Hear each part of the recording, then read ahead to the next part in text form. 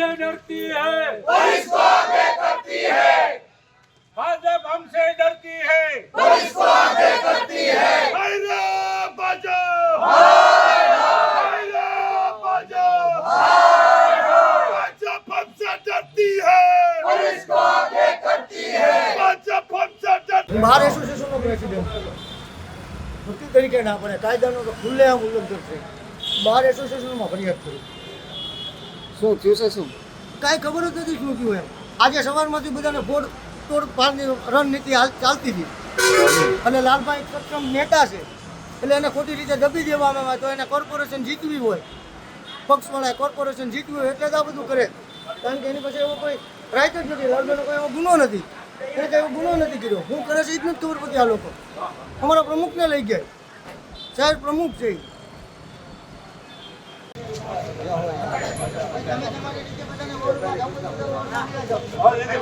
બે મિનિટ તમારે બધાને વોરમાં જવું હોય તો વોરમાં જઈ શકો છો. આપણે એસપી સાહેબને વિડીયો આપી દીધા, જેના નામની આપણી ઉપર એફઆઈઆર કરાવે છે એ ભાઈએ ખુદે એમ કીધું છે કે હું તો ફરવા ગયો છું. એની હારે જેટલા 8 જણા છે એને આટે આપ્યું છે કે ભાઈ મારું કોઈ અપહરણ થયું નથી. પ્રેસ કોન્ફરન્સ એને અમરેલી કરાવી નાખી છે. ન્યાય એને કહી દીધું ભાઈ હું તો આવી ગયો, હું ક્યાંય નથી ગયો. તેમ છતાં એને લઈ ગયા છે. સનેશ એને પકડીને લઈ ગયા છે. એટલે લાખોડે કદાચ અમને બીક છે આપણે બધાને કે કંઈક કરશે. જીવનું જોખમ છે ભાઈ, જીવનું જોખમ છે અને ખોટી રીતે ધમકાવવાની. હંમેશા સત્ય સાથે બોલનાર વ્યક્તિ છે. કેમ ભાઈ નહીં? ક્ષત્રિય સમાજ અસ્મિતા બાબતે લડે એટલે આ ભારતીય જનતા પાર્ટી હરેક વ્યક્તિને દબાવવાનો પ્રયત્ન કરે. લાલબા ભગવાનનું માણસ સાહેબ, એની ઉપર આવી ફરિયાદ થાય ક્ષત્રિય સમાજના આગેવાન ઉપર. સમાજ કરે છે શું ગુજરાતમાં? દેખાડો.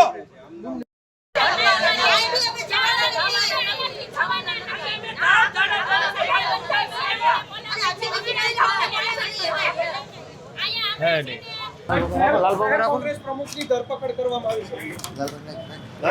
લાલભાઈ શું કહેશો? તમારી લોકશાહીનું ખૂન કહેવાય એમ. અચ્છા, પોલીસનો ડર લાગ્યો દુરુપયોગ એટલે થઈ ડર રહ્યો વધી છે. ગયો ને કોંગ્રેસથી.